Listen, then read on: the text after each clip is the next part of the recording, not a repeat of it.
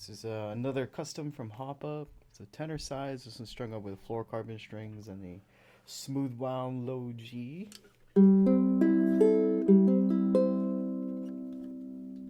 Pretty much all. Whoa! Just listen to that sustain.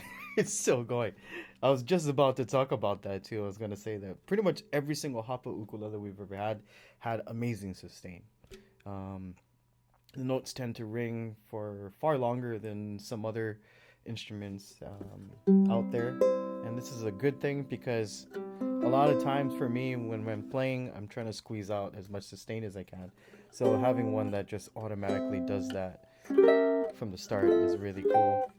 This one I believe is Rosewood for the back and sides with, I believe it's either koa or mahogany binding, top and bottom. So koa binding, very very beautiful.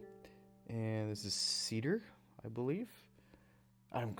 So far I got everything right. Okay, let's see which one I get wrong next.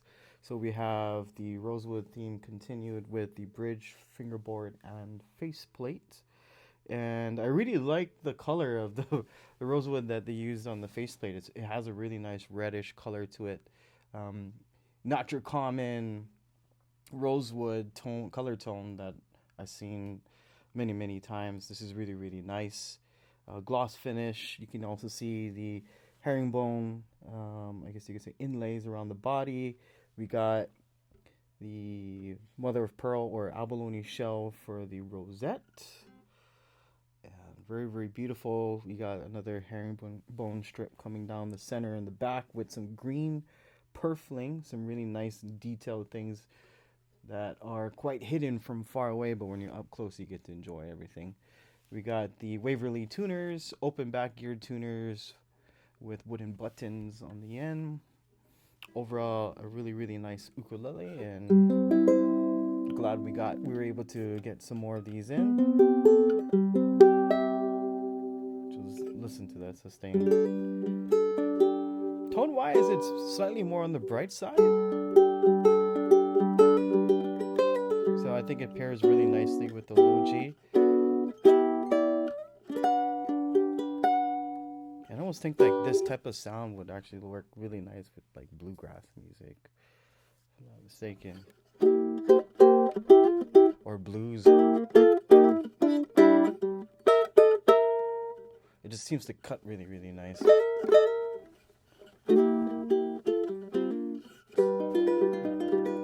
Like how that has a vintage ukulele sound. Yeah. Hear, but Even the headstock looks more vintage.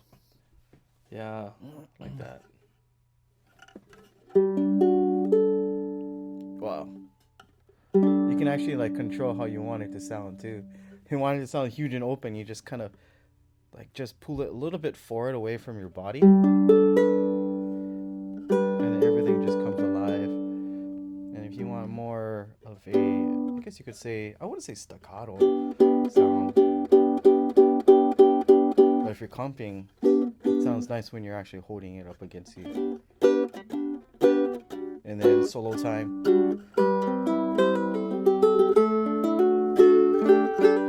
which is really cool. Micah Bruce worked at Collings, right, for a while, and his have a reminiscent flavor of that, and it's like its own sound, right? Yeah. It's kind of like the mainland custom sound in a way. It's But- interesting because, like, depending on where the instruments are made, they all have like this unique sound that you can That's only part of get it, from yeah. there. You know? I think it's more like what they're going for in different areas. Yeah.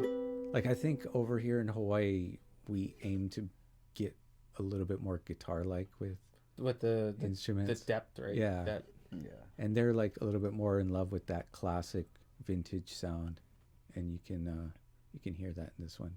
Anyways, I'll start yabbering.